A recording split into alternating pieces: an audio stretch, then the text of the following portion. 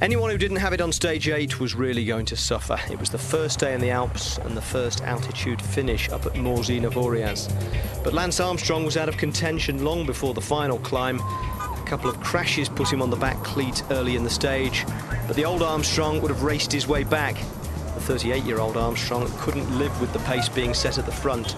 And on the first category climb of this year's race, the Col de la Ramaz, words we never thought we'd hear coming from a Tour de France commentary position.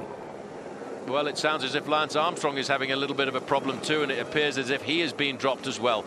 There he is. Riding alongside him is Chris Horner. So Armstrong, I wonder if it's the fact that he was on the ground a little while back, or if it's just the acceleration of this climb that is damning the American off the back end of this group. Armstrong in a serious spot of bother, still with 4 kilometers to go to the top of this climb. At the summit of La Ramaz, Armstrong was almost a minute down on the group containing Alberto Contador and the rest of the overall contenders, which in retrospect might have been one of the highlights of the stage for him. Things were about to get worse. In 7 years of Tour domination, Armstrong barely crashed. Going over the top of the next climb at La Gey, he was caught up in his third of this stage. Another crash in the middle of the road, and that stopped Armstrong again. This is not his day. This is unbelievable, a straight road, and he can't believe it. And I don't think he can believe the amount of bad luck that he's had in this year's Tour. When Lady Luck, Phil, is not on your side, she's departed. Well, I know what Lance said to her, but he must have insulted her. She's left him today. This is unreal. This is no way to treat a man who's won the Tour 7 times. This is Bradley Wiggins. We need to look at his face. He's looking as though it's beginning to hurt. Well, it should be. It's nearly over. 3.5 kilometers to go for the leaders. Wiggins started all the trouble today with his team, and he's lived up to it so far. But don't unhitch now, Bradley, because you must not let go of that group in front of you. Well, this is the elastic. It stretches and it comes back together, and still Navarro. Let's not forget Daniel Navarro, Phil, won a stage of the Dauphiné in this part of the world, and it was a very difficult mountainous stage too, and he's still sitting there stamping out his authority on this group, and one by one he's eliminating these guys from the back wheel of Alberto Contador and from the back wheel of this bus, but still looking fairly calm there in third position. Andy Schleck, he is a great climber. He's biding his time, but Wiggins is unhitched.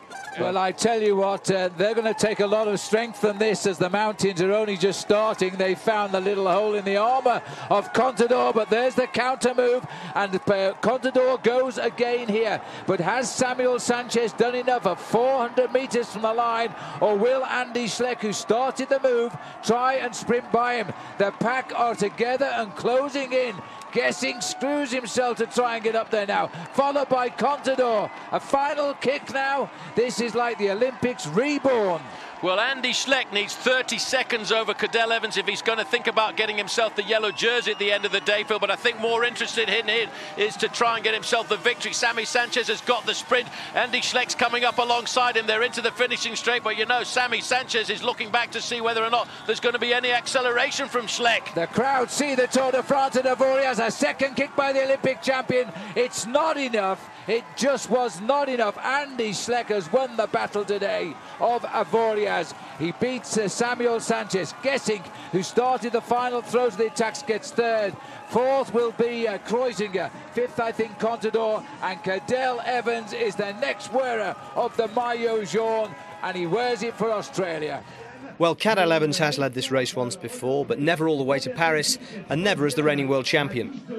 Cadel, very few men have done it, but how does it feel to pull the yellow jersey on top of the rainbow jersey? I think they both look pretty good myself. We worked... One thing for me, winning the rainbow jersey, my main goal in racing with the rainbow jersey was to honour the rainbow jersey, and I think to be fighting for the yellow jersey or the pink jersey at the Tour de France is a good way to do that, and a little bit different than what we've seen in the last 15 or 20 years with the rainbow jersey wearers, but certainly an honour as a cyclist, a great honour.